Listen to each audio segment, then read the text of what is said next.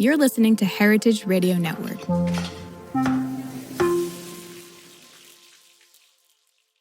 HRN is food radio supported by you. Learn more at heritageradionetwork.org. Westholme is working with the land to create nature-led Australian Wagyu. Westholme believes that when nature leads, flavor follows. Learn more at westholme.com. This episode is brought to you by Board Bia's Spirit of Ireland program. Please visit irishfoodanddrink.com/Spirit of Ireland to learn more about the rich history and renaissance of Irish spirits.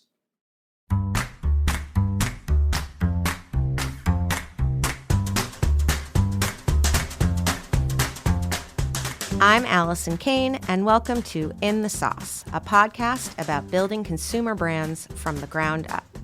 I love doing this show because I get to interview everyone from production gurus to marketing and social media mavens, anyone who can guide me on this crazy journey. This is the story of building Haven's Kitchen sauces, but it's also the story of every growing brand because we're all in the sauce. Today, I'm speaking with Jane Miller, the CEO of Rudy's Rocky Mountain Bakery and CPG veteran with over 30 years of executive experience. Before taking back the helm at Rudy's, more on that later, she was the CEO of Lily Sweets and has held several other C-level roles in the natural and organic industry, including Pro-Yo Ice Cream and Hannah Max Cookie Chips. Throughout her career, Jane was president of a billion-dollar division of Frito-Lay, led an $800 million division of Best Foods, and served as president of Heinz in London. She sold companies to strategics, including Rudy's to Hain Celestial and Lily's to Hershey's, and was an instrumental part of the team that took Hostess out of bankruptcy. Jane is the author of Sleep Your Way to the Top and Other Myths About Business Success, and has worked with both startups and Fortune 500 companies. She's the founder of JaneKnows.com, a career advice website geared toward young leaders, and serves on the board of the University of Colorado's Leeds Business School. Among her many accolades and awards are a Lifetime Achievement Award for the Denver Business Journal, the Boulder Chamber of Commerce's Women Who Light the Community, and Naturally Boulder's Industry Leader. Jane established the Jane Knows Scholarship Fund at Leeds, supporting students who are the first in their family to go to college, and received a service award from Leeds in 2018. Welcome, Jane. Thank you so much, Allie. It's great to be here. I am just proud of myself that I got through your bio with only one mess up. It's always intimidating to me. I can ask all the questions. The bios get me nervous every time, especially when they're like yours, where it's like a real bio and I have to like really do it justice. So amazing to have you here. And where to even begin? I guess I really just want to start with like, when I get the opportunity to talk to people like you who've seen so much and seen all the rises and falls and the tides come in and the tides go out in our industry over several decades, the fundamentals that you believe are table stakes for brands and businesses in the CPG world, there must be things that no matter what is going on trend-wise or market-wise, there are just some fundamentals that you've seen that work. And I'd love to start with that. Oh, that's such a great place to start. And it's easy on one level and hard on another because every situation is so different. I always like to joke that if there was like a playbook of all the answers, like everybody would be successful all the time. And it just doesn't work that way. And I think what's interesting after my long career to date is I've worked for, as you said, Fortune 500 companies. I have had a successful exit to Hershey's. I'm back at Rudy's. I had a couple of startups that didn't work. I've kind of done the gamut, I would say, from super small to really big. And I do think there are a couple of things that are table stakes, as you said. The first one is that, and let me talk about the food business because that's really where all my expertise is. The product has got to taste good. It just is like the number one thing. Because, trends come and go, as you said, and people will be on different diets and they're willing to put up with, something because maybe it has low sugar now or it has less carbs or whatever. But for a Mm-hmm. sustainable business, like the taste is job one. And that is really, I think sometimes, we get kind of enamored with a trend or something and sort of can say, well, people can eat candy that doesn't have sugar in it because they're really, trying to be on the keto diet. And they do that for just about as long as they can stand eating product that doesn't taste good until something like Lily's comes up, which is a great tasting product, that doesn't have sugar. So, so taste is job one. The other thing I would say, and hopefully we'll talk a lot about this during this call, is the importance of having a good team. You could be selling any food product, but it really is about the team that you have around you and making sure that you're surrounded by great people that have passion for what you're doing, that can really execute. Because what I have seen consistently is everybody has an idea, but the thing that separates the successful companies from the not successful is those that can execute against that idea. And that's because they've surrounded themselves with a good team. Good. I really want to get into that. Well, first of all, is there a number 3? No, just 2. Those are the 2. Okay. Because I want to get into that because, I think I talked about last week on the show, a lot of brands right now are downsizing a bit. A lot of us perhaps overhired or are now trying to get profitable rather than trying to scale. We're chasing different priorities. Maybe the G&A got a little bit big, and it's kind of one of the only places where you can really make an impact on, your budget, other than sales. And if you kind of know where you are in September for the rest of the year, and you're not exactly where you thought you were going to be, then the only thing you have is on the other side of the equation, which tends to be team. And, talking about maybe if I were going to do this all over again, I think I might stay really, really lean for as long as possible.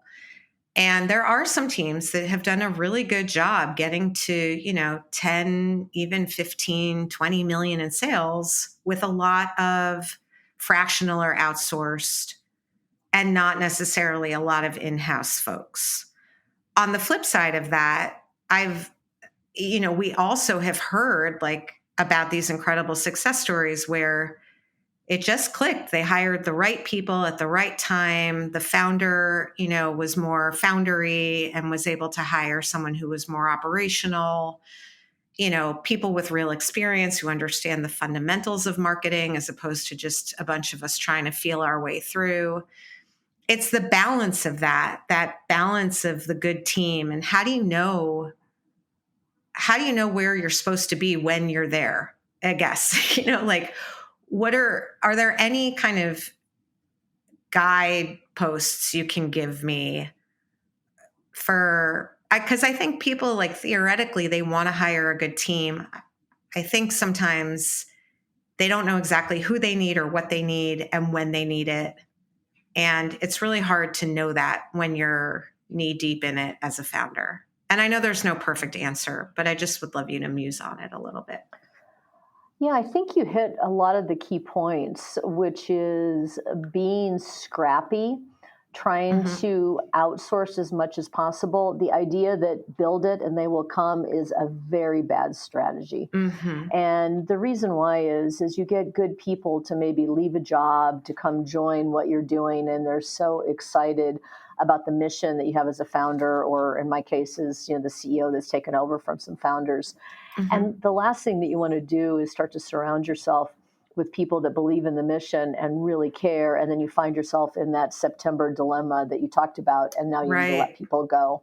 When you could have hired a fractional sales force or did consultants on marketing or hired, a fractional operations person. And I think really trying to be as lean as possible for as long as you can.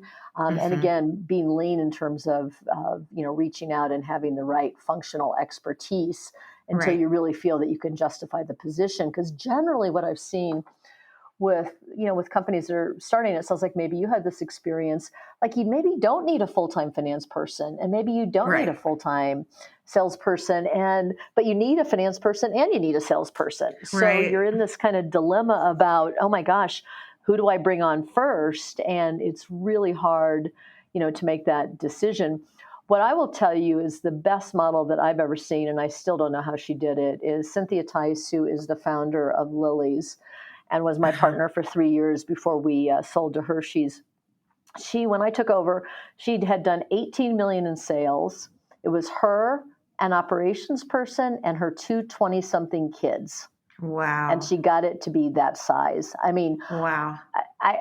You should have her on the show to talk about it, because I actually don't know how she did it. And one of the funniest stories about our relationship was that she partnered with the private equity firm VMG, and they brought me on board as the CEO. And I very quickly started to build a team around me because there was so much momentum on the business, and it was amazing. And we probably had been together about 9 months, and we had a one-to-one dinner. And, by then I had a CFO, and I had a head of sales, and I had a marketing, I had all these jobs because, she was a profitable business. So it wasn't like a path to profitability. It's like a dream. Business. Yeah. It was a total dream. I mean, a unicorn and everything. But I'll never forget, we're having dinner in San Diego, and, we're just kind of catching up. We've been working together, like I said, about 9 months. And she said, I have a question for you. Like, yeah, what, Cynthia? And she says, what is it exactly that you do? And, and she didn't, that was not coming from a mean place. No, I know. I know. I get the question. I get it. Yeah. I mean, because she had done everything. And all of a sudden here I am with this huge staff of people. And it's like, yeah, like, are you just like direct them or what? Yeah, that's great. It's a great question. Yeah. And there are some people too, like that level in between the founder or, I guess the CEO, although I don't really have that experience, and the people that are actually executing everything, where I feel like that job is almost just like the job is managing up.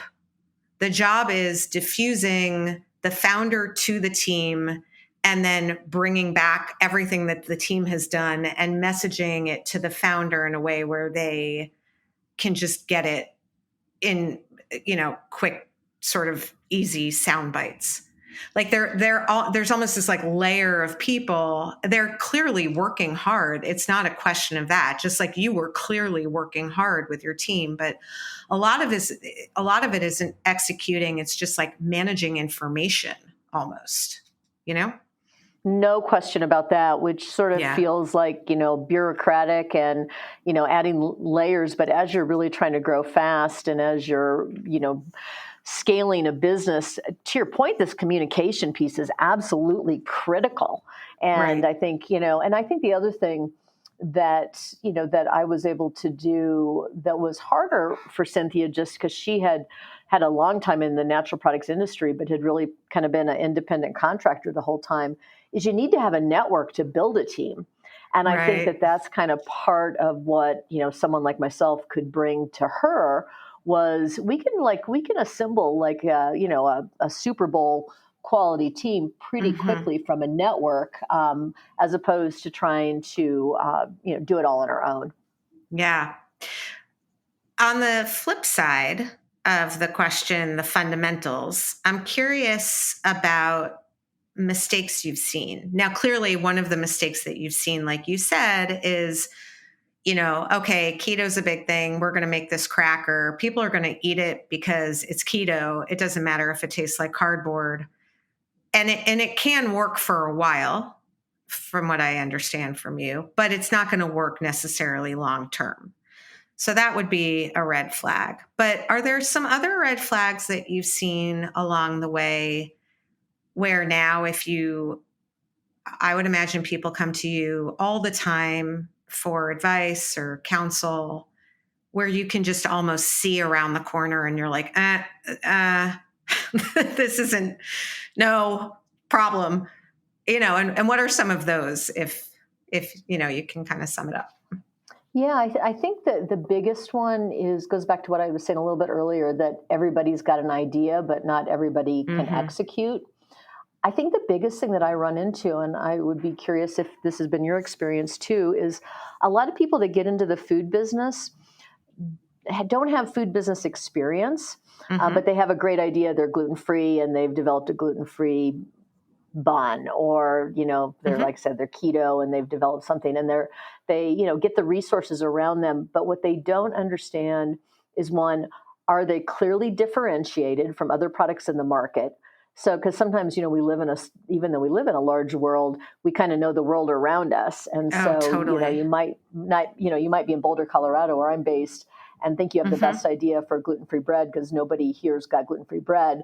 But if you actually go to LA, San Francisco, Minneapolis, whatever, you're like, oh, Mm-hmm. wait a minute, that bread already exists there.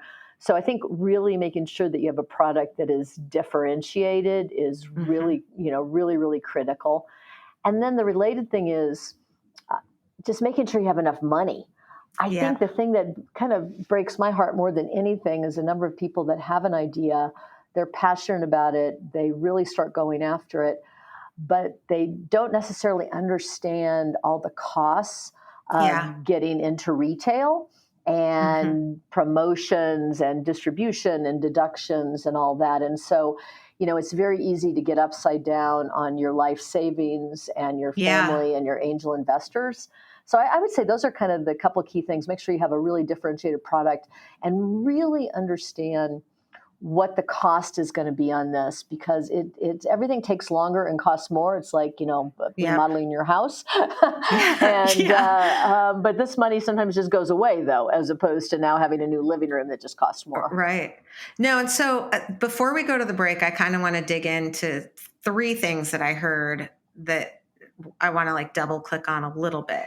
So one is going back to like the Lily's model, 18 million with three people might be on the later side in terms of the scrappiness. But a lot of founders think of like a million a month as maybe a time where they can hire someone to sort of run it and like really start building out the team. Does that sound like a generally good ballpark, just to give people a little bit more specific of, even though everything's different and every category is different and every business, but is there sort of like a threshold, would you say, where starting to really build out bigger team, or like people not even bigger, but just people with more experience managing people, or people who know the food business? I think I've never used that as a rule of thumb, but I think it's a good one, just from the standpoint that you start to at 10 million, so that would be 12 million, obviously at a million a month, you're starting to get the Right. scale that you Mm-hmm. need, and I always kind of say that any business under 20 million is very fragile. Mm-hmm. And really, that you really have to, try to be as scrappy as you possibly Right. can. But I think that's actually a very good rule of thumb. Okay, cool. It is not for me, just FYI. I did not invent it. I heard it. Okay, and then the point two that I think is so critical, and I think I think of it as sort of that like spotlight effect, where founders by nature, we obviously are in love with our products and with our story and with our brand, and we kind of have to be to withstand the punches in the face that we get all day every day. The problem with being in love with your product is that you might not necessarily see that the product next to it looks almost exactly the same and is a little less expensive and maybe tastes a little better. um, and that's not even, to your point, like geographically there might just be something else that is solving the problem that we think we're solving. So what would you say is a good way for someone who has that idea for the gluten-free bun to understand what there is in the market? Like, how do they decide whether they're differentiated enough? Where do you think they should start, I guess? Or what kind of research would you say, like, you need, because they're probably not going to travel around looking for it, but we do have an internet now, I hear. So, not that I'm very good at it, but how would you sort of say, like, this is how you need to be honest with yourself? Like, be honest with yourself. Yeah, I think that it all starts with the internet, frankly. I mean, I do think that you can screen and search for anything in any part of the country. And, I think if someone had access through a contact, a broker or something to syndicated data, that would be super helpful. But most people are not going to. So what do? I think you go online, you start searching for gluten-free breads, you start, actually maybe even pinpointing it down to like major markets where there's trendsetters. So I would go to one of the coasts probably. I'm from Peoria, Illinois. I probably wouldn't search for gluten-free bread in Peoria, Illinois as a starting place. I hear it's amazing in Peoria. Yeah. Yeah, it really is. But maybe not for gluten-free bread. But I think I would do a kind of a thorough search and then have products sent to me, or try to figure out how you really try it. But, start in your home market first to see, what's out there. But it really is about doing a lot of upfront research of what is, and everything is so readily available now. I mean, I think that if you even got like a college student or something who is so native to being online all the time and searching out everything, I think would be good. And I think also, probably going on social media platforms where like a TikTok or something where you're not only going to see the product, but you're also going to see something that's got, a kind of a brand positioning or vibe that kind of lets it step out. Because again, the product is job one, but then after that, how does it have a personality, or how does it kind of show up in the world in a way that's differentiated besides the fact that it's another gluten-free bun? Yeah, that's awesome. I'm just picturing myself in 2017 or 18, just like having every sauce in America, like delivered to my apartment. And I didn't do that, but perhaps I should have. It would have been a good idea, probably. Well, it feels a little overwhelming, and maybe it's, not every sauce, but maybe every sauce that is fitting into the, into the niche that you're going after, at least initially. So I think it's about research, Yeah, no, for sure. I mean, it is a good idea. And, I don't think enough people do it. I really don't. I think people are almost scared to do it because it might mean that their idea isn't as amazing as the one that they're dreaming about. It's kind of like going to the supermarket and looking in the sets that you might be in. I hear remarkably few founders talking about how much of that they did at the beginning, because you almost don't want to like burst your own bubble. Exactly, because you've already got so much, emotional ties to it, right? And you just know that it's so important. But I think where it kind of falls apart is when you have to start putting money after it, know, and that's the thing that is just so important. And and gosh, Ellie, there's so many factors. Why does one brand do better than another? Like why, even if they were similar products, somehow they've captured the imagination of an influencer or caught a trend or something. There's so much that even if you try to do all the research, you might just not get it right either. And that's, I think, the thing that's kind of scary about it, because you just, there is no playbook. No. Okay. On that note, we're going to take a quick break and we'll be back in a minute. Whether you're a chef or just love going to restaurants, you know the best ingredients are everything, especially when it comes to beef.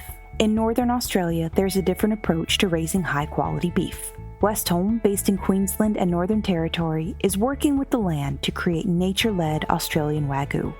Westholme stewards 16 million acres of rangeland guided by their natural ecosystem. They're led by a belief that if they balance the needs of their cattle with the needs of the environment, both can thrive.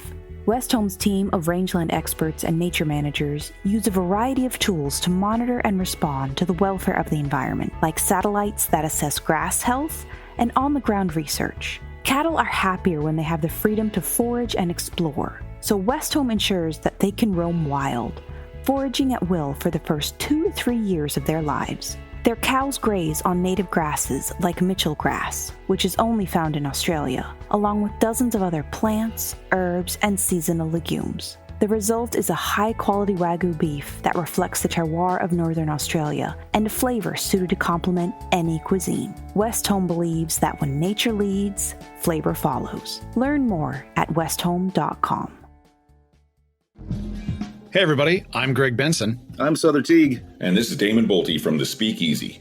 And we're excited to share our latest episode with you, especially if you're passionate about the craft and culture of Irish spirits. This week, we had the pleasure of exploring the dynamic world of Irish spirits with three exceptional guests. Yeah, Andy Ferreira from Cask joined us to discuss the evolution of the modern Irish on-premise and mixology scene.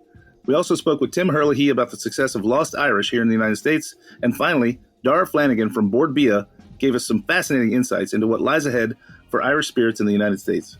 Exactly. So if you are curious about the heritage and future of Irish spirits, this episode is for you. And to deepen your understanding, we totally recommend exploring the Spirit of Ireland program. It's really cool. It's a comprehensive look at the rich history and renaissance of Irish spirits, featuring interviews with master distillers, barrel coopers, and a lot more.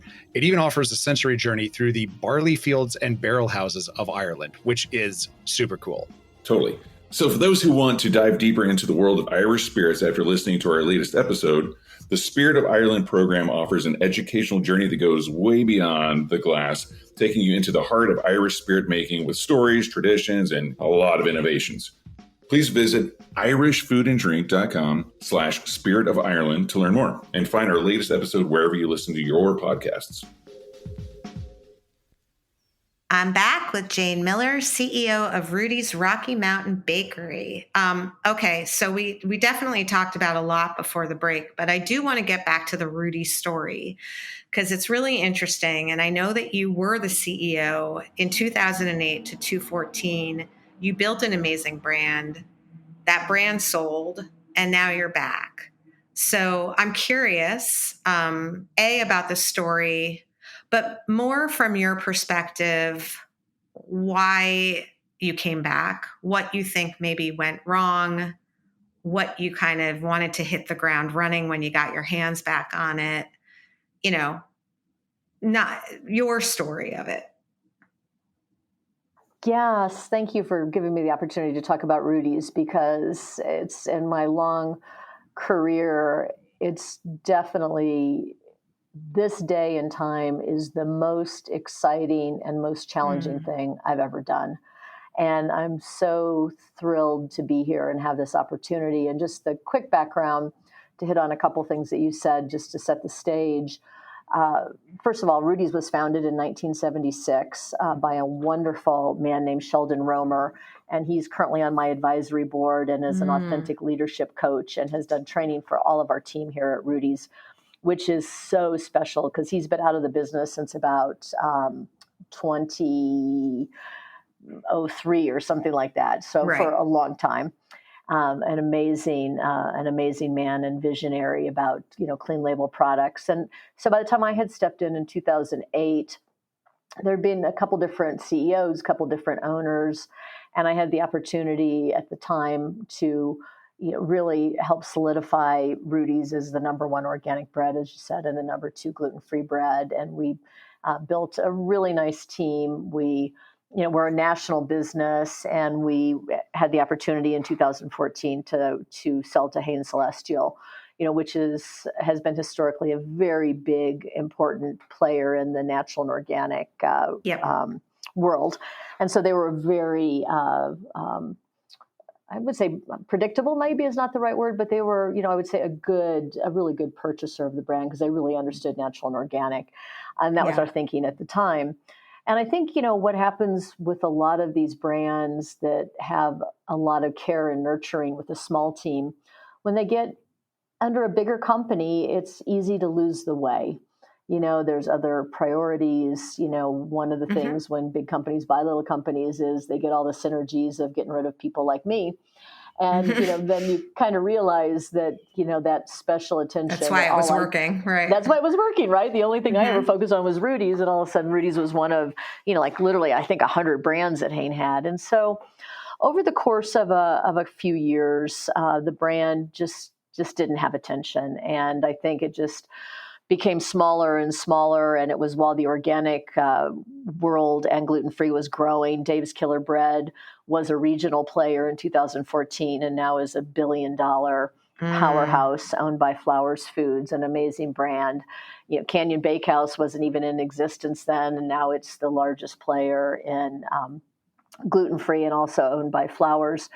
So over the course of years, a couple players really emerged. Rudy's kind of went by the wayside. And for me, I went on and did other things, was just kind of watching it from afar. Including Lily's. Including Lily's, which, was an amazing experience. And while I was at Lily's, the private equity firm came in and bought Rudy's from Hain.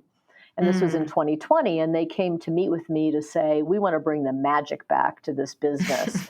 And can you tell us about the magic? And so I'm the magic. You're looking at the magic, people. You're looking at the magic. I wish I would have thought to say that, but it was. No, you're a woman. We don't say that, right? Right.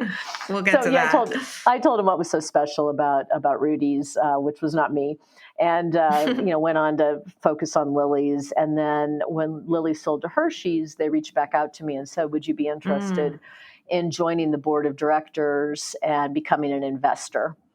And I looked at it, and this is 2021 that I joined the board and became an investor. And I was like, oh my gosh, like this is a no-brainer. This business has just been neglected. All it needs is, some love and caring, and, it's going to be back on track. And so as I said, I stepped in on the board, invest in the business. And then about a year later, it actually made sense for me to come in as the CEO. And that was October of 2022. And just the best decision that I've ever made in my career, because it's so exciting to be back. What I would say is it's been very hard, because when you take a brand that has declined over the years, it's not making money where it was making money before, it doesn't have the scale, all of that, trying to get it all go in the right direction. Most of the people had left the company that had worked with me before. So there was, we needed to kind of build a team up, from the start. But, the biggest challenge was that a lot of retailers didn't think they needed Rudy's anymore. I was going to ask about the retailers. Was there well, you guys, it didn't really work the last time, and you didn't really support, and now there are all these other players, and that was the hardest part? Well, it was so funny that you say that, because what happened was I started in October. My head of sales, who's amazing, his name is Adam Hertel. The two of us had a Sprouts meeting, and we used to be national at Sprouts, and now we're only in Sprouts in Colorado, where we've got a direct store door system. So Adam and I go down to Phoenix to meet with the Sprouts team. And I mean, I'm almost embarrassed to say this, but I have to, because it sets up the whole story. I kind of walk in and I'm like, okay, Jane Miller is back. I know this business has been ignored for a couple of years, but I'm back, and we just need you to take us national again. Well, the Sprouts folks were like, yeah, thanks, Jane. I'm glad that you did tell that story. I am. I know. I'm sure that you're, yes, I get why you say it with a little self-deprecating, but the truth is it's true. And the retailers just, they're doing their thing. They're in their mindset, and they're looking at their numbers. We do have this. We love our brands. We love what we bring to them, and we can't imagine why anyone wouldn't want them on the shelf, especially now that Jane Miller's back. But so they were just like, okay, great. We'll give you a couple of slots in one region. No, they were kind of like, we don't need you anymore. We've got Dave. So thank you for coming. And so Adam and I leave this meeting, and I'm like, okay, man, we got a little problem here. We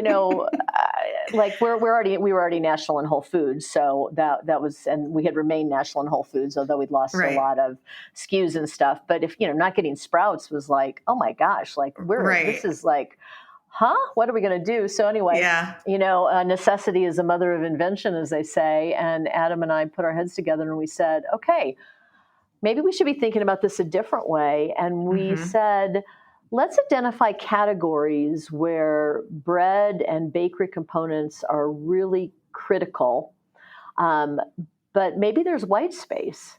And so I was able to get some data that showed 4 categories.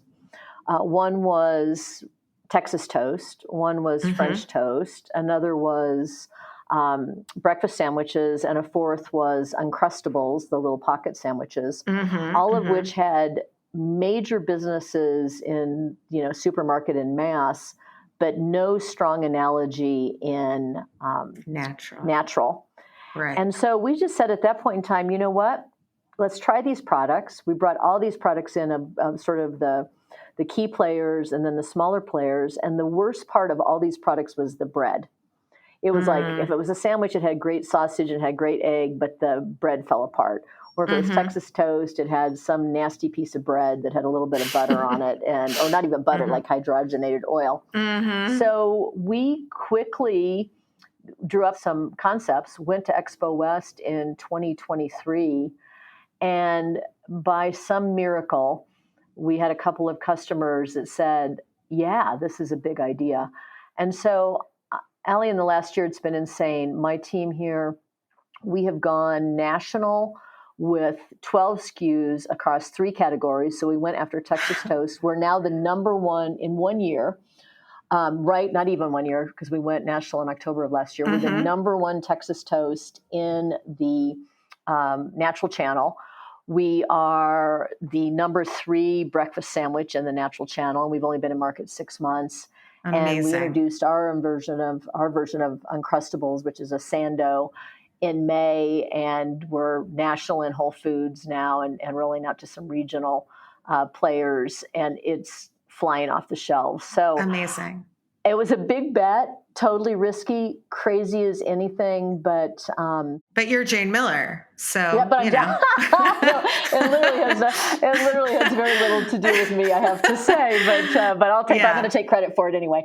Yes, and when you say that it was neglected, and you say that the brand had declined, I'm picturing you almost like walking into a home that hasn't been inhabited in a while, or, it's like, and you wipe the dust off the mantle and you open the shades and, you start sweeping and painting. And like, what were some of the things that you just set to work to do to get the house back into a beautiful home? That's such a great analogy, and I would say that the house was maybe in a little bit more disrepair than that, but it's a good one to think about how you can go in and add some paint and fix some floorboards and maybe fix the foundation and patch the roof and move the whole house. Yeah, right, exactly. There's a few things like that. It's get rid of the termites, but I think a couple things were. The first one was quality. Making sure that our products were amazing like they used to be, because sometimes, big companies come in and they like to reduce formulas and all that kind of stuff. So I think quality was really critical. From a sales standpoint, customers need a lot of care and attention, and they want somebody who is talking to them about why this brand is relevant and sharing data and being able to create bespoke products when necessary with the customers. So I think it was kind of a tension on all fronts, from quality and safety here at our 2 bakeries in Colorado, which is the foundation for, all great manufacturing operations, to really strong customer attention. And then frankly, we didn't really hit marketing very hard until about, I would say, January of this year. We were just trying to fix some of the fundamentals, and that brought on an amazing marketer who used to work with me at Lily's, and she's really up in our game, big time. So it's kind of, it is. I love your house analogy. I've never used that, but it is kind of like, okay, let's get the foundation fixed, and then let's make sure that the walls aren't falling down, and then we get to the paint, and then you get to hanging a couple pictures up. Yeah, because you can't paint if the walls are just gonna, if the stuff is gonna seep through the walls, which I do Exactly. think is a good analogy for some marketing. And going back to sort of what you said earlier about, the brand positioning and the personality, did you look back to 1977? Are you speaking to the same consumer? Are you speaking to a different consumer? Like, what was some of the positioning work and the personality work, I guess, that you did early on, or even just starting this year?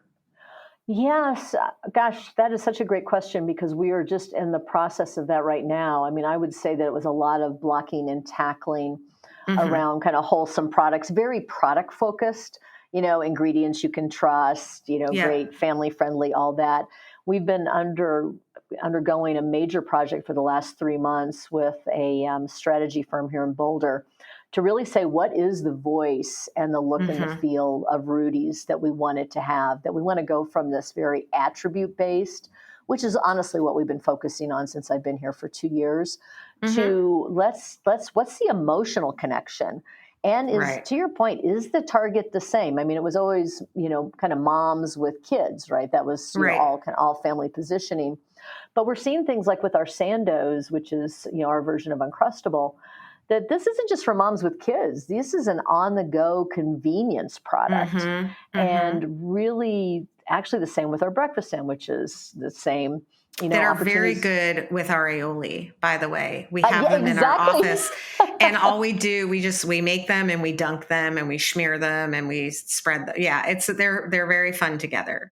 They're great together. In fact, when we use your aioli, we could realize how our sandwiches need a friend because they're Every kind sandwich of needs a friend, Jane. Every sandwich needs a friend. That is basically going to be my new motto. We have like no more sad sandwiches and things like that, but I like every sandwich needs a friend. That's cute. I love it. Sorry, go on. So you were saying that that you're finding that the positioning might actually be different. It did be changing. Yeah, we have two really strong concepts going into some consumer research, so that we can really kind of play this out, and we want to make sure that we are, really being smart about where we're taking it. But what we've done has been super scrappy ourselves. We like to joke that we're like a 50-year-old startup. All of our Right. packaging, when you see it on shelf, my creative director, Sarah Soderlund, who's amazing, designed all of this packaging all on her own. Yeah, that's I great. mean, and so no agency, no creative staff, just an amazing wizard behind Illustrator pulling stuff together. Yeah. So, Love and it. I'm super proud of it, but I think, we feel like we can kind of up our game in terms Yeah. of how we show up in the world in more than just kind of product attributes and the packaging. I love that. Well, it's interesting because there is also that little tension. I remember when we first launched, we were all about the attributes. We were all about make cooking easy. This is super, it's definitely the cleanest label product because it's HPP, and they weren't HPPing sauce. I guess people still aren't. And then I was like, it's too attribute based. And so then we started getting more like feel like a champion in your kitchen and walk around your kitchen like a, superhero. And it almost got like too emotional in our messaging. It almost got like too, and people were like, wait, but what is it? Like what do I do Right. with it? Like what's making me Right. feel like a superstar? And so we're like, oh, okay, I guess we'll go back to, but it's also gluten-free and vegan and keto. And also, I think, that's just like a pull and a push. And it almost also depends on who you're talking to. Like one of the interesting things about being on Amazon now, which we never were with our fresh line, but with our shelf stable, is that it's all attribute.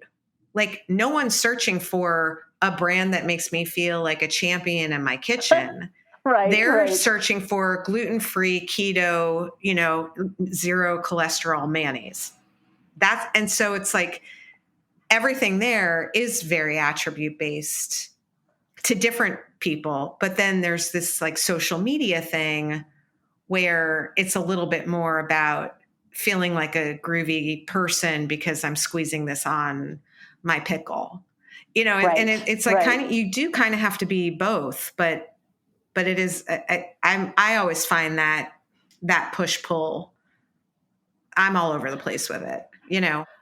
Well, yeah, and I think you have to be really. I mean, and I think that's part of the whole entrepreneurial journey. And even with a company like ours that's 50 years old, times are changing all the time, right? I mean, I think I Fast. started my career in marketing. Shoot, any of the things that I did 40 years ago would not even be relevant today. And I think marketing is the thing of, you're still calling on customers. That's the same. You still make products. That's the same. But how you talk to people is the thing that's the hardest and the thing Yeah. that's changing the most. And that you have to pivot as as you learn more about your consumer or the channel, like you're saying. I hadn't even thought about that because we don't really Right. sell on Amazon other than, in relationship to, Whole Foods. Right. Just Right. because our products are not shelf stable. So it's Right. just not the best venue for us. Yes, for sure. But I'm going to push a little bit on that though, because like part of me feels like, I wish I had worked at a Frito-Lay, or I wish I had gotten a real marketing degree, because I would know what the 4 frickin' P's are. And because you come to them after 5 years doing this. Like, yes, you do learn, you do get sort of like a mini MBA by being, whatever. But it just takes a long time. I was finally like, oh, this is what they mean by promotion. Like, this is what that word means. And this is why it's important and why it's one of the 4 Ps. Like, I get it, but it took me 4 years. Yeah. So do you think everything that, I know it was a bit hyperbole, but like the things that you did 30 years ago, 25 years ago in marketing, maybe the channel is different, maybe the medium is different, but do you think the fundamentals are different? No, I think that's a huge insight, and I'm glad you pushed back on that, because I think the tactics are different, but the strategic approach is the same. Yeah. And I think really understanding, as I was saying earlier, what is your point of difference? What is your competition? How does your price point line up? What channels do you want to go after? That has not changed, having a fundamentally strong strategy. What's changed is how you bring it to life. And so I do think that people that have a background like mine, where you started in a more traditional setting where you're not having to learn everything by the school of hard knocks, that instead you're kind of trained in that way, I think it gives you, a leg up for sure. But that's the balance, you're not having that training brought fresh eyes, and you probably had a less of a rigid approach than maybe if you would have, hired someone with my background. Yeah. I don't know. It would have been great though, Jane. I want to go back a little bit to Lily's, because I'm sure as an investor and as the CEO, well, I don't know. Maybe I'm not sure, but it seems like, there might not be a playbook, but you have had a very successful exit.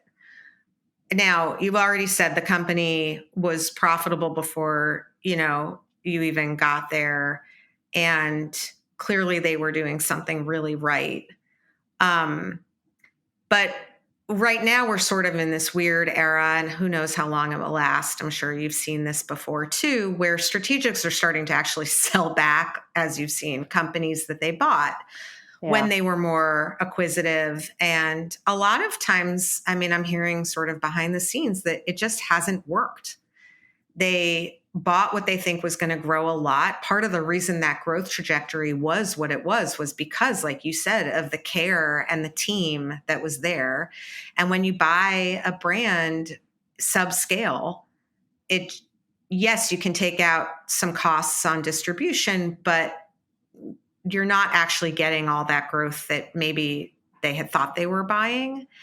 And it seems like they're looking to acquire much bigger. Like, it used to be like, just get to 50 and you'll get bought. Now it's like probably 100. And they're looking for profitability much earlier. So I guess a couple questions. Does that change the way that you're building Rudy's? do you feel like the same things that made Lily's a really strong acquisition target are applicable today?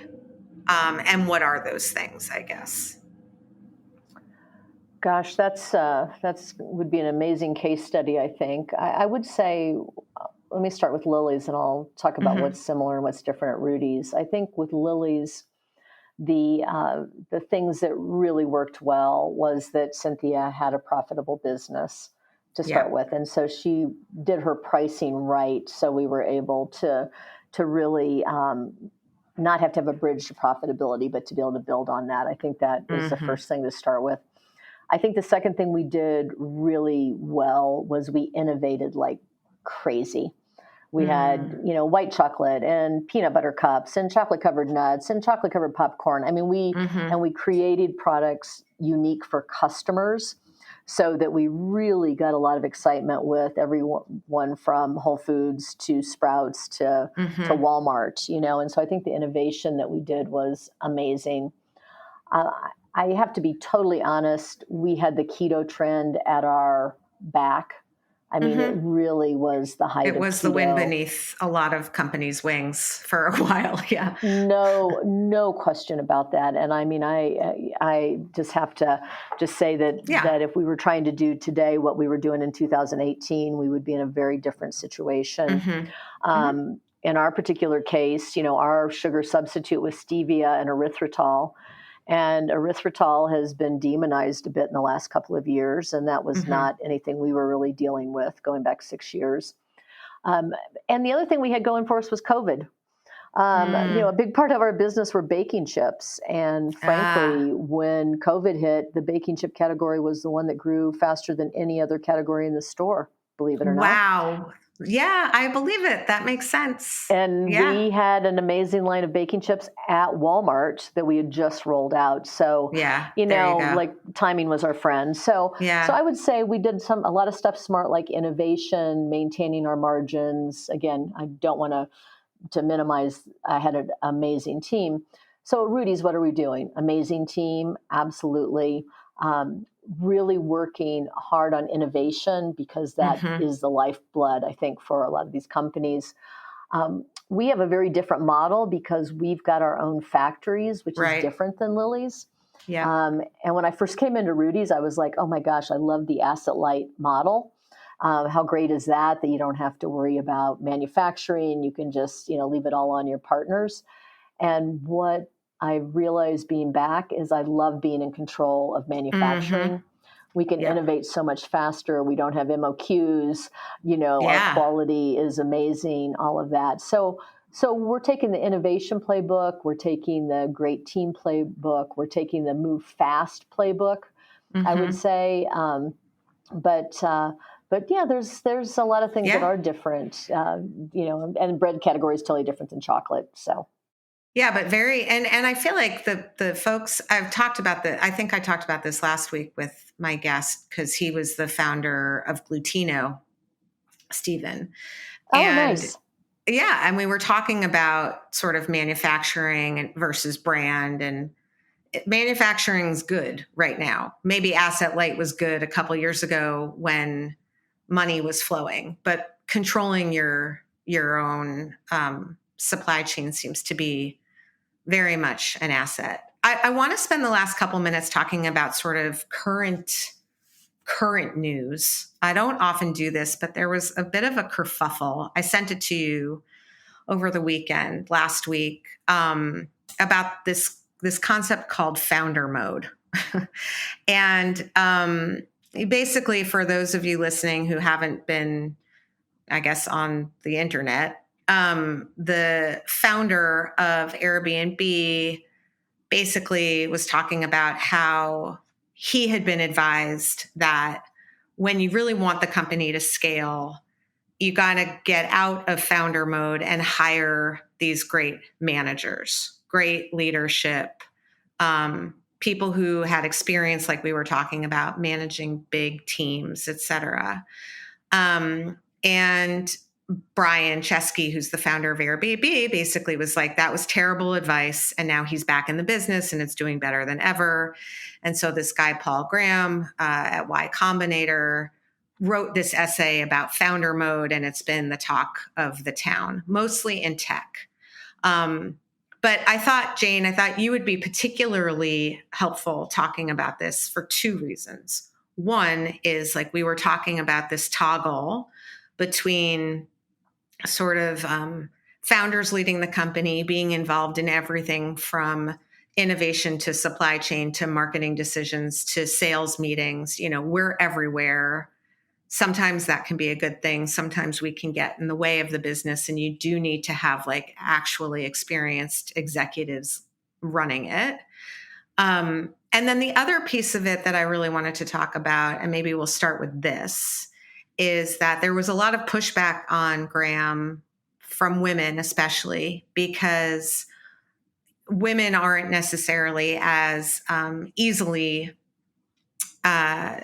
we don't easily kind of do well in founder mode. A lot of times we do get sort of this pressure to be tough, but not too tough, you know, not a pushover, but not, you know, too, you know, wimpy. Like, it's harder, I guess, to be in quote unquote founder mode as a woman. And Brian Chesky totally acknowledged that. And it's been a whole thing. But because you are so focused on helping young founders, helping emerging brands, helping future leaders, and because, you know, clearly like the woman piece is important to you, I wanted you to weigh in on your thoughts about the whole thing. Go. Oh my gosh, this is like, there's so many layers of this. I want to start with the founder piece about, you know, women happen to be not too much this and not enough this, etc. That is true whether you're a founder or an operator. It is the world of being a woman in business. Yeah. That if you're too aggressive, that's a bad thing. If you're not, that's a bad thing. I mean, it's so hard to get it right. I know when I started my career at Frito-Lay, I felt like there was this wide range of men, from super nice guys that were like quiet to aggressive bulls in the china shop kind of guys, right? And they could all be successful. But women, you had this super narrow range to be acceptable. So I actually could talk about that for a really long time. But I think it's not just with founders. I think it's that's women a good point. In business. And I think it is the range of acceptability is a lot less. Is it shifting? I mean, I'm sure you would say it has shifted in your time, but has it? And if so, enough, or how much? You know, I would say in my experience, it has, but not enough. I still think that, you know, I wrote a book 10 years ago, The Sleep Your Way to the Top, that you mentioned. And in the 10 years since then, the number of women that have come to me, I give stories from when I was in my 20s and 30s that are still, especially in tech, the bro culture is a thing. And it's actually something that is, again, probably another whole discussion. Yeah. So let me just start. I think that women have a smaller range of what's acceptable in terms of them being able to show up in the world. And I have a bunch of stories about that from early in my career. I think the other thing, though, about trying to get the balance right between founders and operators, and when does somebody, you know, hand things over, and when do they kind of keep the range? It is such a dance. And I would say that when Cynthia and I partnered at Lily's, for the first year and a half, it was really hard between the two of us, because she was used to doing everything, and I was used to being in charge of everything. And so what we didn't do a very good job of, and we both talk about this now extensively because we've become great friends, was to actually say what we both needed out of the relationship. And so she was kind of passive aggressive because she had been in charge, and now I was in charge. And I was dismissive in some ways, and I'm embarrassed to even say that she built this brilliant business, but I was kind of like patting her ahead. Thank you, little founder. Why don't you go on? And I'm going to make you a bunch of money, and you're going to be happy. Yeah. Well, her whole thing was innovation and how much she cared about the brand. And it took us like a year and a half to figure out that we were both wrong and we were both right. And so I would just say on that particular topic, Ali, every circumstance is so different, but communication is the Right. most important thing. And we did not communicate until we did.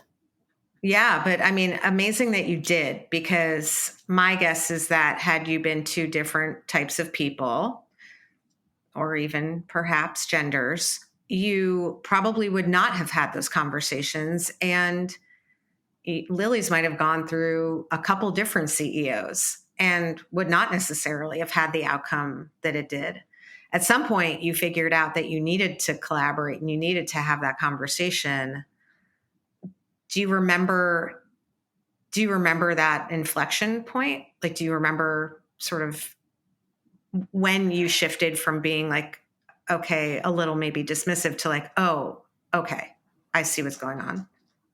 Yeah, it was a kind of a combination of two things happening. One, we were having tremendous success in conventional, and Cynthia had done an amazing job in natural, and we were kind of making that, that journey to conventional. And so I think it gave us both confidence that the business was stronger than just natural channel. But then at the same time, what I realized was, oh gosh, I just even hate to say this, but I was actually considering lowering our standards on some of the products. And I love that you are so honest. This is so helpful. No, it's great. It's really great. It's like, it's just so hard to even say that, because I mean, she was like, and probably like you, like just like so adamant about what the guardrails were. And I can remember having this discussion saying, I think you're wrong. I think that this is, that to be more mainstream, we need to do this. And she's like, Jane, you are missing what brought this I mean, it was crazy, Ali. And so I think the combination of success sounds great with honesty and like trying to remember, dance with the one that brung us, I think it was that moment. And that was about a year and a half into our relationship. Thank you. Thank you for sharing that. And please don't call me later and say, can we take that part out? Because that's the best part of the whole, it's super important, actually. Podcast. My last question, because we've gone a couple minutes over, but you're a big deal, so we're going over. I'm just curious about, what you would say those sort of key attributes for a great leader are. What do you aspire to be? What should we be aspiring to be? Well, let me first say that leadership is the hardest thing. You can sell aioli sauce or breakfast sandwiches or potato chips or whatever, and you'll figure that out. But getting the leadership thing right, I have been doing this for a long time, and I still don't get it right. And I'm still learning, and it's so daggone hard, because I always think about it like a soup. Like every new business, you're making a soup, and every person is a different ingredient. And even if you have the same people in a different business, the soup is not the same. And so trying to get all that right. But I think a couple things are critical, and I really continue to work at and want to get better at myself. I think the first thing is empathy. You have to understand and care about people to be a great leader. That doesn't mean that they like every decision you make. It doesn't mean that they agree with you or you agree with them, but you need to understand where people are coming from. Yep. And I feel like that is the thing that's brought me the most success in my career. I think the second thing, though, is you need to have a clear vision and communicate it to people in a way that they can understand so they can rally behind you. And this is the thing that I continue to work on and try to get better at, especially in these fast-paced environments where things are changing and everybody can't keep up on everything that's going on in your brain. And trying to be transparent about that. And I think maybe then the third thing, which has probably come out in this interview a little bit, is being able to admit that you just don't do everything right. And in a way that, that allows people to be vulnerable and not feel like that they're going to get fired if they don't do things right. So I think those are probably a couple things to keep in mind, at least from my experience. Did you enjoy yourself as much as I enjoyed myself in this conversation? Oh my gosh, I wish we were having a cocktail and we could go on and talk for hours. I'm going to go make a gin and tonic right now. I was supposed to go do yoga and I'm like, nah, I think we're going to have a drink. Jane, I can't thank you enough for coming on the show. I've been a huge fan just from afar. And I think I've reached out and you've even like responded and been like nice back, which, you know, has just been so cool. So thank you so much for coming on. Well, thank you for the honor of being on here and for your insightful questions. And it's nothing more fun than talking about leadership in my mind. Yeah. And then secondarily, I just have such a passion for Rudy's to be able to have a forum to talk about what this team is doing. It's magical. And it's fun to be able to share it. Awesome. Well, we're rooting for you. Get it? Rooting. Nice. Gabe, nice meeting you, Gabe. And thank you for engineering today's episode. And I am sorry that we went over, but I think we all agree that Jane Miller was worth it. And I'm assuming you're going to get everything you want at Sprouts and more. But Gabe, thank you for engineering, and everyone who's listening. I'll be back next week with another episode of In the Sauce. In the Sauce is powered by Simplecast. Thanks for listening to Heritage Radio Network, food radio supported by you. Keep in touch at heritageradionetwork.org/subscribe.